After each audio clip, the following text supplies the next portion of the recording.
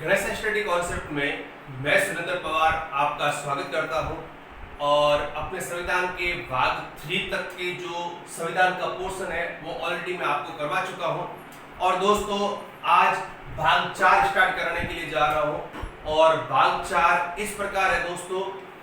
अब अपनी बात आएगी प्रारूप समिति पर, और ये प्रारूप समिति का जो गठन हुआ था वो प्रारूप समिति का गठन कब हुआ। तो दोस्तों इसमें आपको ध्यान रखना है कि भाई 29 अगस्त 1947 को, ध्यान रखना दोस्तों, 29 अगस्त 1947 को क्या किया गया, एक प्रारूप समिति का गठन किया गया था। कब किया गया? 29 अगस्त 1947 को भारत देश में एक प्रारूप समिति का गठन किया गया, जिसे हम ड्राफ्टिंग कमेटी या मसौदा समिति के नाम से भी जानते हैं। फिर नेक्स्ट बात आती है भी प्रारूप समिति में कुल सदस्यों की संख्या कितनी थी, वो भी मैंने यहाँ पर बता दी।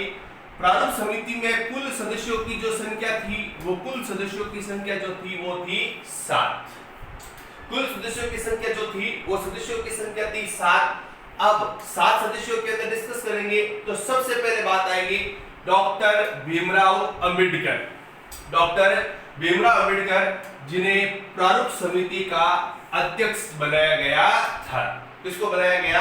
डॉक्टर भीमराव अंबेडकर को। और काफी बार ये क्वेश्चन पूछा गया कि भाई भारतीय संविधान की प्रारूप समिति की जो अध्यक्ष थे वो अध्यक्ष कौन थे? डॉक्टर भीमराव अंबेडकर।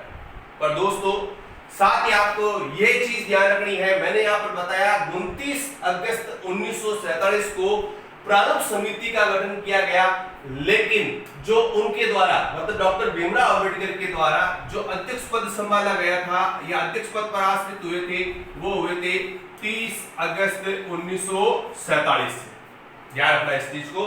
प्रारूप समिति का गठन 29 अगस्त 1947 को किया जाता है और जो अध्यक्ष पद संभालते हैं वो अध्यक्ष पद संभालते हैं 30 अगस्त 1947 को, और डॉक्टर भीमराव अंबेडकर को प्रारूप समिति का अध्यक्ष बनाया जाता है। अब इनके अन्य सदस्य तो बात करेंगे बीएल मित्र की, जो 1948 में इनका स्वास्थ्य खराब रहने के कारण इनके द्वारा पद से त्याग पत्र दे दिया गया और इनके स्थान पर जो सदस्य बनाया गया वो सदस्य बनाया गया एम माधव राव।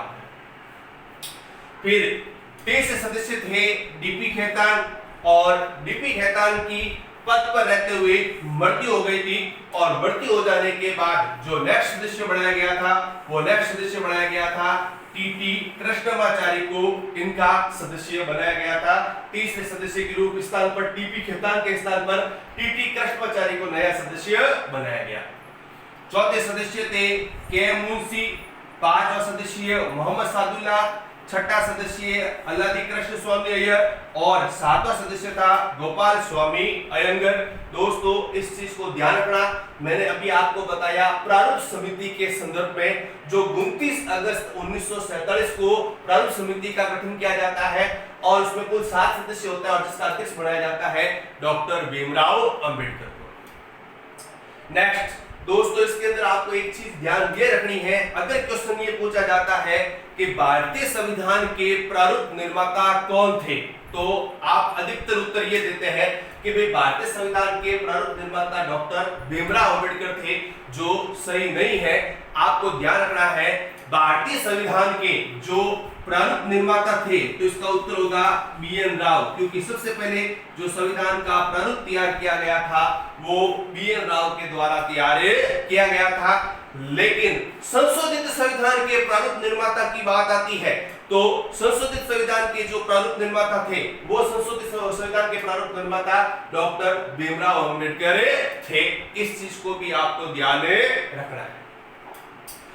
अब नेक्स्ट बात करेंगे, अब क्या होता है कि भाई संविधान सभा में जब बात होती है कि संविधान सभा में कुल कितने अधिवेशन हुए और कुल कितने वाचन हुए, तो ये चीज भी आपको ध्यान रखनी है।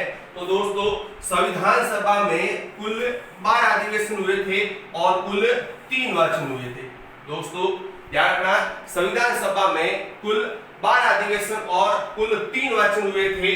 और 3 वाचन की बात करेंगे, वाचन का मतलब होता है संविधान सभा में प्रारूप को जो पढ़ा गया था उस पढ़ने को बोलते हैं वाचन। और साथ ही साथ 12 अधिवेशन की बात करते हैं तो कहीं किताबों में आपको 11 अधिवेशन लिखे हुए मिलेंगे और कहीं पर आपको 12 अधिवेशन लिखे हुए मिलेंगे। तो दोस्तों आपको ये ध्यान रखना है, संविधान सभा में संविधान के निर्माण के लिए, संविधान सभा में संविधान के निर्माण के लिए मतलब 26 नवंबर 1949 को जो भारतीय संविधान का निर्माण कार्य पूरा कर दिया गया था, वो जो अधिवेशन कहलाएगा वो अधिवेशन कहलाएगा 11वां अधिवेशन, जो 26 नवंबर 1949 की बात करता है। लेकिन 24 जनवरी 1950 को 24 जनवरी 1950 को जो संविधान सभा की अंतिम बैठक होती है तो वो अधिवेशन माना जाएगा 12वां। तो आपको ये चीज ध्यान रखनी है, संविधान सभा में संविधान के निर्माण के लिए कुल 11 अधिवेशन हुए थे, लेकिन संविधान सभा में जो कुल अधिवेशन हुए मतलब जो 24 जनवरी 1950 को जो संविधान सभा की अंतिम बैठक हुई थी वो 12वां अधिवेशन माना जाएगा। इसीलिए मैंने यहां लिखा संविधान सभा में कुल अधिवेशन 12 और कुल जो वाचन हुए थे वो 3 वाचन हुए। अब वो वाचन कब हुए थे? प्रथम वाचन हुआ था 4 नवंबर 1948 से 9 नवंबर 1948। नेक्स्ट ध्यान रखना है कि भाई इसके प्रथम वक्ता कौन थे? तो इसके प्रथम वक्ता थे सर्वपल्ली राधाकृष्णन। फिर नेक्स्ट बात की आती है द्वितीय वाचन की, तो द्वितीय वाचन 15 नवंबर 1948 से 17 अक्टूबर 1949 तक चला था। और नेक्स्ट तीसरे वाचन की बात करेंगे तो इसका तीसरा वाचन हुआ था 14 नवंबर 1949 से 26 नवंबर 1949। दोस्तों ये 26 नवंबर 1949 की जो डेट है वो मोस्ट इंपोर्टेंट डेट है। इस डेट को आप कृपया करके ध्यान रखें और आप इसकी बोर्ड की जो आप फोटो है वो क्लिक कर सकते हो ताकि आप नोट्स के रूप में उतार सको। हाँ दोस्तों, अब इसके आगे की कहानी स्टार्ट करते हैं। मैंने बताया था कि भाई भारतीय संविधान के प्रारूप पर कुल 12 अधिवेशन और 3 वाचन हुए थे। अपने लिए मोस्ट इंपोर्टेंट जो डेट थी वो मोस्ट इंपोर्टेंट डेट थी 26 नवंबर 1949। और वो डेट इंपोर्टेंट क्यों है दोस्तों? मैंने यहाँ पर लिखा है 26 नवंबर 1949 की जो डेट है वो इंपोर्टेंट डेट है। क्यों डेट है 26 नवंबर 1949, जिसके अंदर हम लिखते हैं मिति मार्गशीर्ष शुक्ल सप्तमी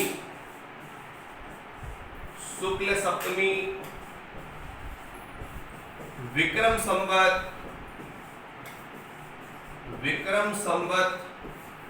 2006 को, विक्रम संवत 2006 को क्या हुआ था? जो भारतीय संविधान था उस भारतीय संविधान को क्या किया गया दोस्तों? भारतीय संविधान को अंगीकृत